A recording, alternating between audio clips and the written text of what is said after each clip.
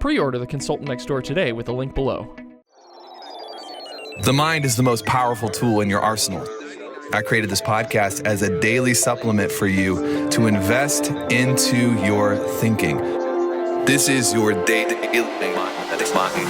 mind medicine. What's up, crew? Welcome to Mind Medicine.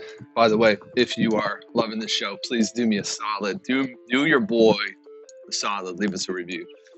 We don't monetize this. We don't charge for this. What we do, however, request is that you pay it forward. You help somebody out, and you give me the satisfaction of impacting more lives and helping people with their thinking. Hey, somebody who's a client, been a client for a while, messaged me today.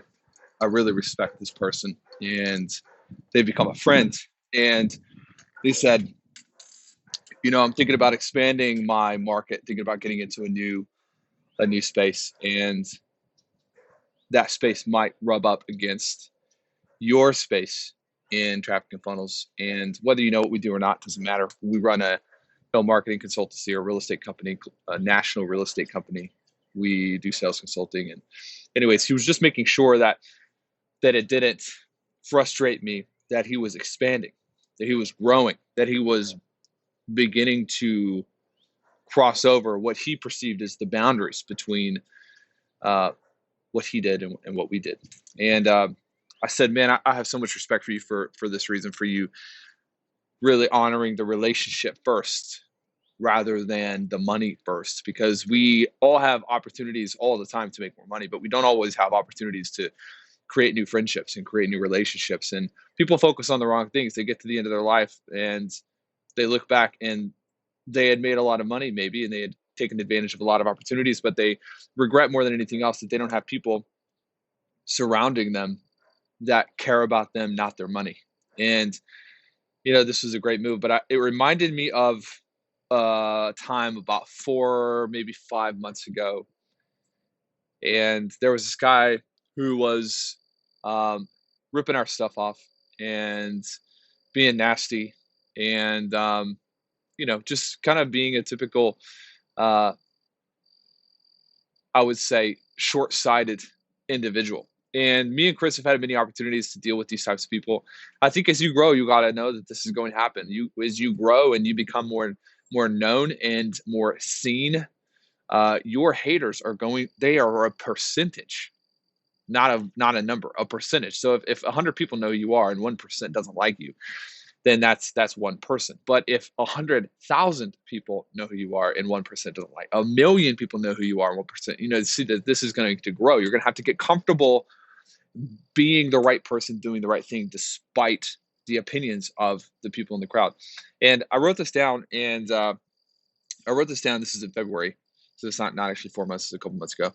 And I said, I have waived my rights. This is what I said in this journal, and I want you to adopt this in your own life, because when you pledge your life to the betterment of other people, when you pledge your life to enriching other people, it doesn't matter how much money you make right now, it doesn't matter how big your business is right now, it doesn't matter whether you work for someone else right now. If you're listening to this, unless I've missed my guess, chances are good that you care about the enrichment and growth of other people. And in doing so, you waive your rights to drama, revenge, unworthy competition, and selfish advancement. Your life is not about you. That's the problem.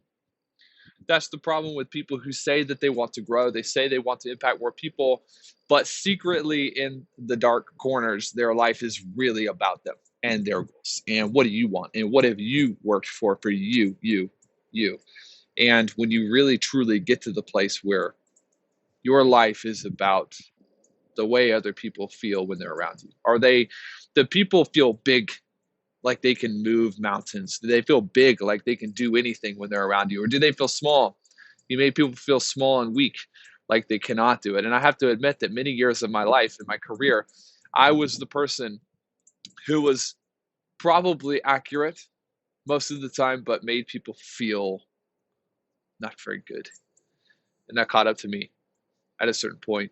And I've changed, and my life has changed. And the moment that I decided it wasn't about what I could get out of things anymore was the moment that things began to compound and explode, and they got big and massive, and things began to take on a new life of their own. And I just wanted to encourage you, and this is maybe a little bit longer, that whatever you are doing, maybe you're in a field that really, you're like, yeah, this doesn't, I don't help people like you, Taylor. I don't help people what they're thinking.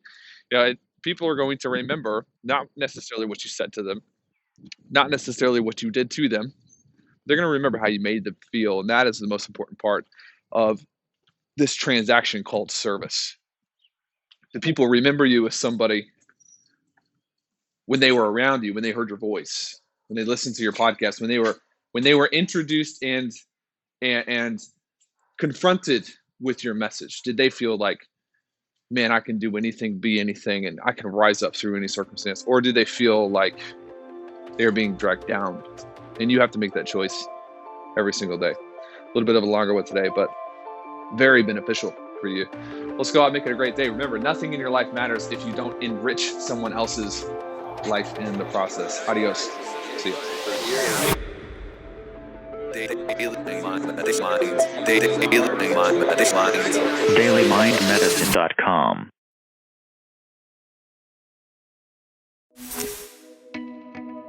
Pre-order The Consultant Next Door today with the link below.